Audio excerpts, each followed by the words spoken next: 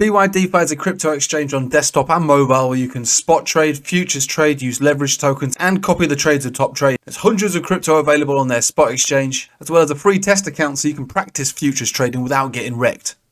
BYDFi. Hello everybody, welcome back. We'll make a real quick video for the morning on Saturday. There's not much more to say about that you probably haven't worked out for yourself. So basically we're looking at Bitcoin. It's a symmetrical triangle with the use of moving averages on the 4 hourly. Basically the Bollinger Band is coming up at the top as well here, which is the major resistance at 65,263. A breakout from that area roughly should have continuation towards 68,000. And it's 68,000 where things start to get really good for Bitcoin, because that's these big candle body highs, really, and also the Bollinger Band center as well for a daily.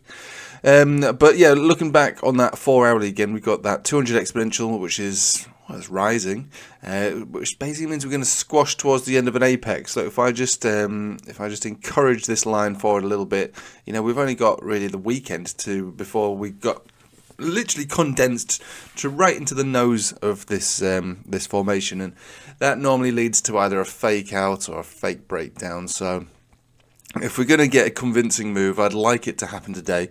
So let's have a look at the momentum to see if there's any reason to believe that it would happen today.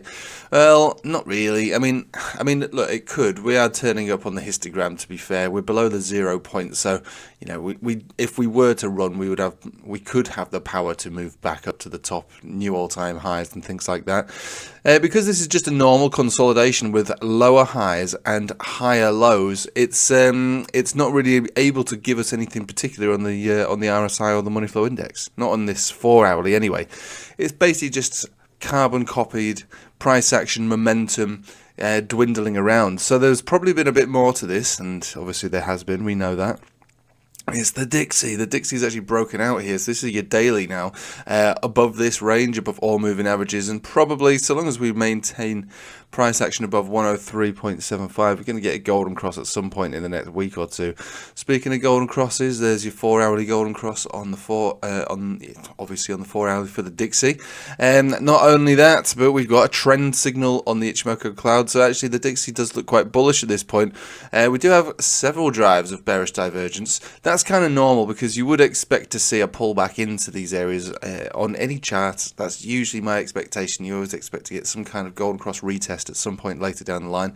So to see bearish divergence being created on this move up on the Dixie is, you know, it's not a big deal. Let's just say it's kind of fine. And you pull back into it and then bounce back up and go up to a V-shaped recovery or high.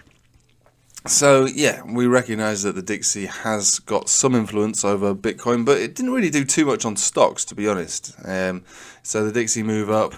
Yeah, the S&P made a new all-time high, as did Nasdaq, and we're sort of curling over a little bit. 4 hourly overheated money flow index read here. So that in the short term, I would say it looks like it wants to have a correction, and again, a correction on a 4 hourly is a pullback on a daily, you know. So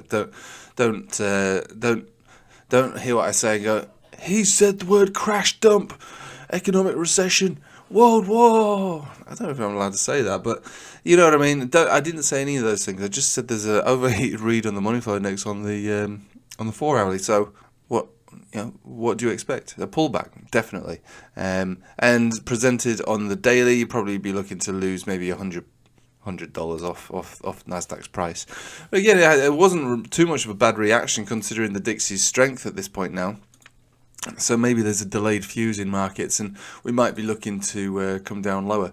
So on the Telegram yesterday, my general expectation was either that we would bounce from here, which would, at the time was a 2% drop. I said, look, we might get a 2% drop, and with that 2% drop we'll bounce, or we'll get a 7% drop, which will be down towards maybe sweeping these areas down here. So at current price action, because obviously we've moved up since we hit that 200 exponential, it's the same sort of thing, really. I'm not convinced that we have the power to break this mega resistance, this trend line, these moving averages, with this little bit of momentum that we've got on the 4 hourly. I think we're more likely to get a rejection and come back down, and because we've tested it a few times, you know, you might be able to find another support on it. So long story short, Bitcoin coming down by another 2.5–3%, and if that breaks, then we come down to almost 9%. And it's these areas that I get particularly interested in buying a massive dip for everything. We call it an everything bounce. I think that's what we'll be looking at. It might not be the bounce that takes us back to a new all-time high, but it'll be a decent dead cat bounce if anything else. And you would be targeting the 50 exponential over here. So roughly between the trend line and the 50 exponential.